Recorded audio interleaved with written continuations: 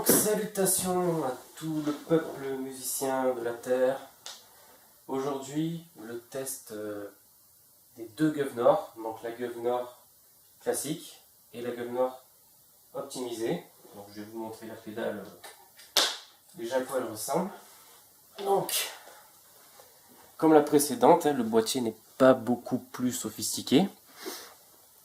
Les 5 réglages sont donc le gain, basse, médium, aigu et le volume. La LED ici, donc c'est le témoin comme quoi la pédale est activée ou non. Et la petite modification qui a été faite par rapport au boîtier original, c'est qu'il y a deux LED rouges ici, qui ne sont pas sur la Govnor de Marshall donc.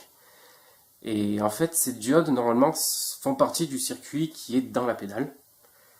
Et je me suis dit que ça pourrait être sympa de les faire ressortir, puisqu'en fait le signal de la guitare passe dedans. Donc en gros elles vont s'allumer en fonction du jeu, etc. Donc enfin bon, vous verrez, c'est sympa à voir. Donc au niveau de l'optimisation, je vais vous faire un petit peu de théorie. Donc en fait ce qui a été fait, c'est que vous pouvez aller voir déjà sur le site, j'invente rien, hein, c'est sur le site optimistonempli.chez-alice.fr. Il y a le lien sur la page de toute façon, donc vous pouvez aller voir. Et le mec il fait vraiment une optimisation assez impressionnante, puisqu'en changeant quelques composants, on obtient vraiment un rendu meilleur, on augmente l'autonomie de la pile également. Non, en fait non, on n'augmente pas l'autonomie de la pile, mais on améliore l'alimentation. Donc, pour l'optimisation, qu'est-ce qui a été fait? Donc, le changement du circuit de l'AOP. Donc, à la base, c'est un Texas Instruments, donc c'est un circuit qui a un très bon rapport qualité-prix, mais c'est quelque chose d'assez standard. Là, j'ai mis un OPA 2134 de marque Bird Brown. Donc, en gros, c'est un AOP de compète. À côté du Texas Instruments, c'est un AOP qui coûte beaucoup plus cher et qui a une qualité, enfin qui va donner un rendu sonore vraiment meilleur. Et on va s'approcher du son d'une lampe grâce à ce circuit. La deuxième chose, donc c'est l'amélioration de l'alimentation, excusez-moi, qui consiste à améliorer le découplage. Je vous fais un peu de théorie électronique. Le découplage, en gros, ça consiste à rajouter des condensateurs un peu partout au niveau de l'alimentation, et ça va permettre de le stabiliser. C'est-à-dire que le signal de la guitare, lui, est sinusoïdal, il oscille, mais la pile, elle, est fixe.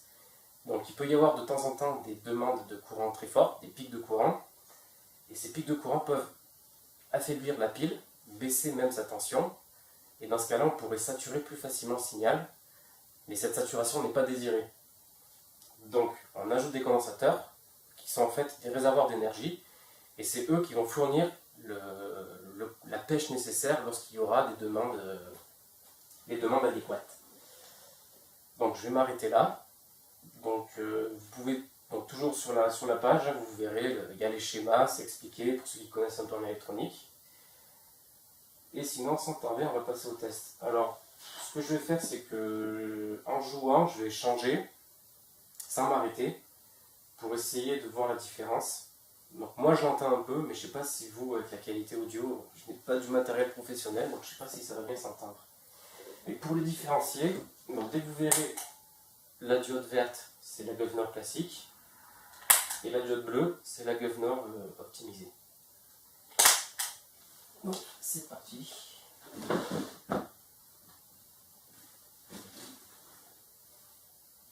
Alors, je vais vous faire déjà écouter le son clair de l'ampli.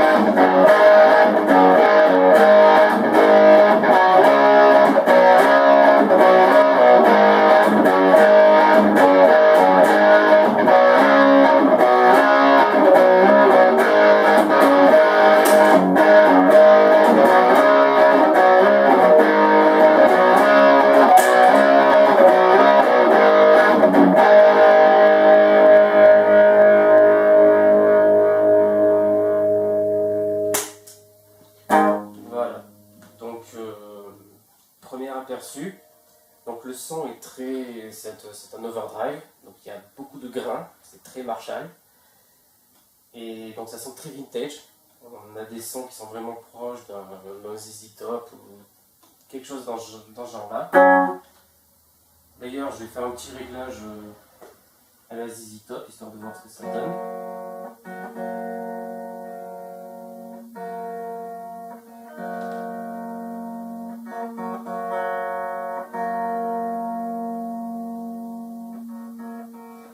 Voilà, donc évidemment, je fais les mêmes réglages sur chacune des pédales pour qu'il y ait comment dire, le moins de différence possible entre les deux, histoire de vraiment comparer le son et le grain de chacun.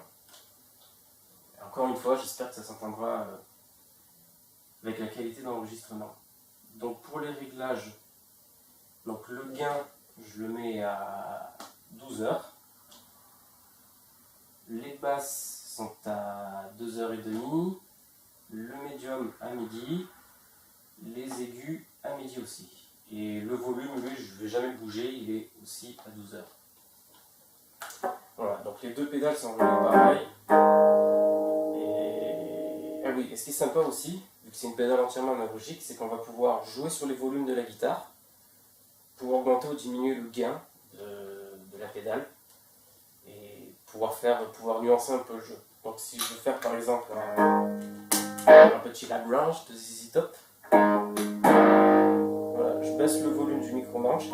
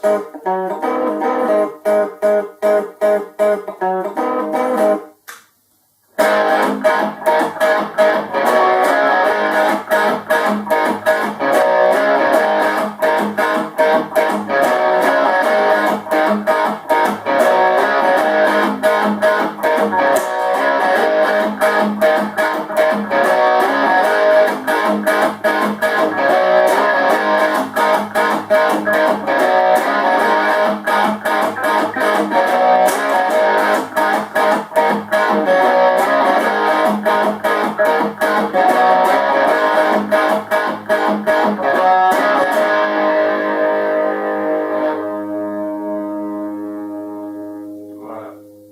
Donc la différence entre les deux, moi je l'entends. Le son de la modifiée, bah, on sent qu'il est plus plein. C'est vrai que si vous regardez les relevés harmoniques que qu'on peut trouver sur le site Optimise ton ampli, on voit qu'on a boosté les harmoniques, c'est-à-dire des fréquences qui n'étaient pas présentes dans le son à l'origine. Et du coup, ça fait un rendu plus chaud, le son est plus plein, plus précis, on dirait. Tandis que l'autre, il a tendance à être un peu plus granuleux et un peu moins précis. Et donc, bon, c'est pas une différence il faut pas s'attendre à avoir deux sons complètement différents. Hein. C'est la même pédale, on a juste fait une optimisation. Mais c'est vrai que c'est très agréable, quoi. Quand on a un son qui est pas mal par derrière, c'est vraiment très agréable. Et donc là, pour ce son, comment j'ai fait pour simplement changer le gain? Ben, voilà, vu qu'il y a deux volumes sur la guitare, j'ai commencé avec le micro-manche. Pardon. Donc ça permet d'avoir des sons très crunchy, légers.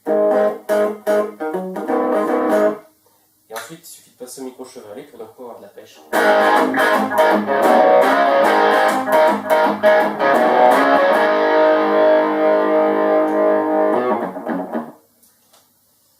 Donc pour vous montrer qu'on peut faire autre chose que du rock'n'roll léger, on va pas faire des grosses distorsions à la Metallica ou quoi, mais on peut quand même s'approcher comment dire, dans Heavy Vintage, à la Black Sabbath, des choses comme ça. Donc ce que je vais faire, c'est que je vais pousser les gains à fond, carrément. Les basses vont être à 3 heures, les médiums à 2h30, Et les aigus, pareil.